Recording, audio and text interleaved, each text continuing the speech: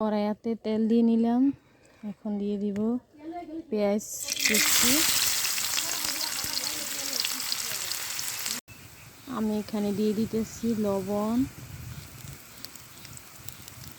এটা মাছ ভুনা করব, সহজ রান্না এটা হচ্ছে, আপনি চাইলে তাড়াতাড়ি রান্না করতে পারবেন। লবণ দিয়ে দিলাম।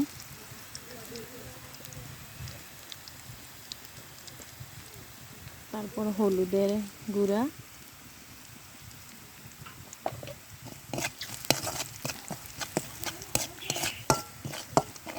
তারপর মরিচের গুঁড়া।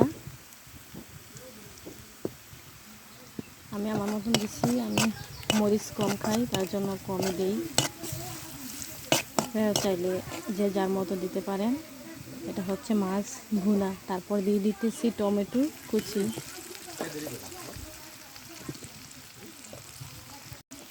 এখন উল্টায় পাল্টায় এগুলাকে মিশিয়ে নিতেছি, দিয়ে লাড়া দিয়ে নিতে হবে। দেখেন কালারটা অনেক সুন্দর চলে আসছে। দিতেছি রসুন বাটা। আমার আম্মুর প্রিয় খাবার ঢেঁড়স, তাই দু একটা আমাদের গাছের ঢেঁড়স দিয়ে দিতেছি আমি। দেখেন পরে আবার জিজ্ঞেস করবেন হয়তো যে এটা কি দিলেন আপু, বললেন না, তার জন্য বলে দিলাম। আমার আম্মু খুব পছন্দ করে, তাই এটা কয়েকটা ঢেঁড়স দিয়ে দিলাম আমি। দেখেন অনেকটাই সুন্দর হবে। আমি এখানে পানি দিয়ে নিলাম। তারপর মাছটা দিয়ে দিতেছি।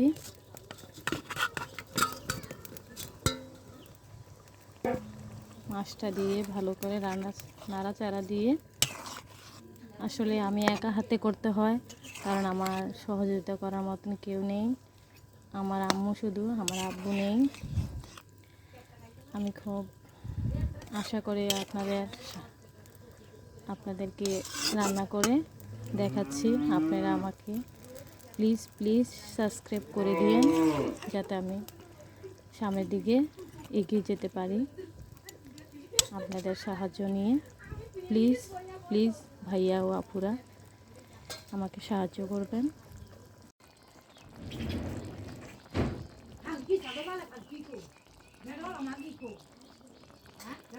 ধনেপাতা দিয়ে নিতেছি। দেখেন অনেক সুন্দর হয়েছে। ঢেঁড়স দিয়ে মাছ দিয়ে টমেটো দিয়ে রান্না করলাম অনেক সহজভাবে। আপনারা চাইলে রান্না করতে পারেন সহজভাবে, সময় লাগবে না এতটা। আমি এখন এটা উঠিয়ে নেব। আমাকে প্লিজ সাবস্ক্রাইব করে দিয়েন। আমি নামিয়ে নিলাম ঢেঁড়স দিয়ে মাছ দিয়ে রান্না করা তরকারিটা। উপরে ধনেপাতা, অনেক সুন্দর কালার হয়েছে নামানোর পরেও, খেতে অনেক মজা হবে।